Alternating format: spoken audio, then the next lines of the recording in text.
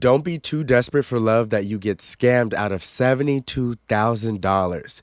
I have a wild story for you today that will teach us a lot about what not to do in relationships. I'm going to share the details of the story, and then I'm going to share 3 dating lessons that we can learn from this. Here's the tea. Christina La Barbiera is a successful and beautiful realtor from New Jersey at a top real estate firm. And she shares her story that she allegedly was love bombed by a Tesla driving beautiful man who swindled her out of her entire life savings. According to the New York Post, she allegedly matched with a man named Rob Harris, who is also a real estate agent. And he allegedly captivated her with his blonde hair, fit body. And Christina shares that he was charming, lighthearted, funny, and made lots of jokes and made her feel comfortable. They also had a lot of shared interests, including a love for dogs, real estate, and entrepreneurship. She thought this was the man of her dreams. But sometimes things are too good to be true. She says that she did her due diligence and did a little background check and found out that it was true, in fact, that he is a real estate agent in New Jersey. But it stopped there. She didn't do any more checking. As this relationship developed, she started getting really close with him, and allegedly they started talking about the future, sharing a condo, moving to Miami and Florida, and he started sharing extremely personal details very early on in the relationship. He shared that he has a cardiovascular illness through the hinge, and he used buzzwords like, I don't tell many girls this, but I'm telling you this, you're special. So he gave her this false sense of security and like, oh my God, we're getting close. And she allegedly says that her grandmother had a very similar illness. So it was an instant connection, and she had instant empathy because she could relate to seeing her grandmother struggle with the same illness. He apparently shared all these intimate details before the first date. And so when they finally set up a date, they were supposed to meet on a weeknight at 7 o'clock. And right before the date, she gets a message. And the message says, Christina, I'm really sorry. Something is going on at the hospital. I need to make sure my stepdad is okay. I'm really sorry. I do see a future here, but please don't be mad. Christina was like, I can't be really mad. That would make me a really bad person. So she had compassion, and she shares that later they finally went on their first date. And when they met, he opened the car door of his Tesla Model 3 for her. She was so swooned, and she was like, he's a gentleman. He took her to a fancy steakhouse and wined and dined her. He was a nice dresser, allegedly, and he had a designer watch, so she could tell, and he appeared to be successful. And she said that he was very sweet and nurturing. And she was like, he's not just good on the phone. He's handsome and good in person. She was hooked. And she says the first kiss was electric, and apparently, or allegedly, the sex was good too. Here's where the fairy tale turns. 3 months after this first date, he asked her for $500 on Venmo. Again, this is only months into the relationship.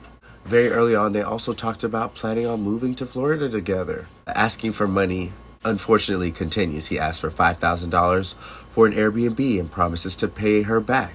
To give her some security, he sent her a fake bank statement that had $720,000 on it. So she was like, oh, it's okay. He can pay me back when he's ready. He has the money. And she's already seen him spend so much money on her on this date. So she's like, he has it. Christina allegedly says that he promises to give her $10,000 the next time they saw each other. But Christina was starting to get nervous.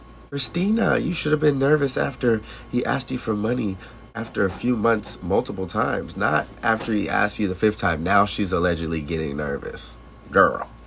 The story gets even crazier when they allegedly plan to meet up again in Florida, but he sends her a message saying that he gets into a sticky situation and says that he basically got arrested and needs money immediately. His life is at risk. And so she sends him another $12,000 allegedly to bail him out. But the truth is, he was never arrested, and this was all a scheme.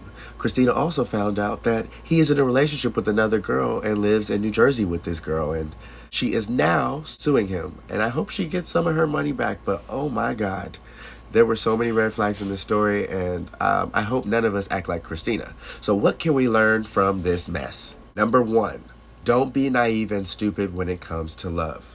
Don't give your money to a stranger. You would think this would be a well-known rule for everyone, but even successful, intelligent women like Christina could get wrapped up and swindled by a pretty man who appears to be successful. She bought into the fairy tale in her head, and even some of the smartest people I know personally are really crazy and wild and throw out their intellect when it comes to love. And oftentimes this is because people are not healed.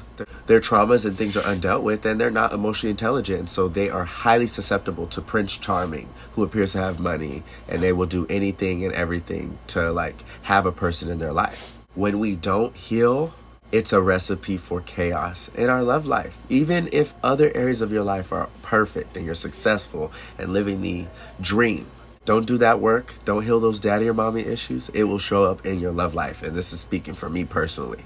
Healing changed everything for me, and it helped me attract beautiful, amazing people in my life and not end up in sticky, chaotic situations. I used to be attracted to stuff like this. And like Christina, we see how she ignored a lot of red flags and normalized these things, and it was okay to her. And she just was like, oh, it's okay. He'll pay me back later. Trusting a stranger with $72,000. Lord Jesus. Number 2, don't be attached too quickly to a stranger. This message is specifically for people who are vulnerable. Like I said, people with untreated trauma like myself, or people with daddy issues, mommy issues, people with low self-esteem, low boundaries.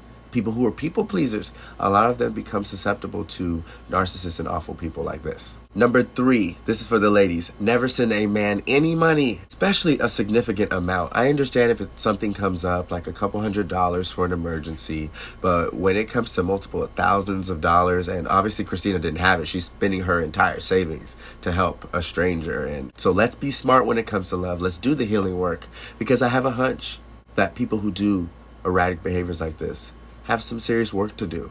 And when we do the work, like myself, we don't become victims to scammers, abusers, narcissists, or people who don't mean us well. I hope you enjoyed this video. Subscribe for more dating and relationship lessons. My mission is to help billions attract the partner of their dreams and live the life of their dreams by doing healing work like this. See you next time. Have a beautiful day. Mwah.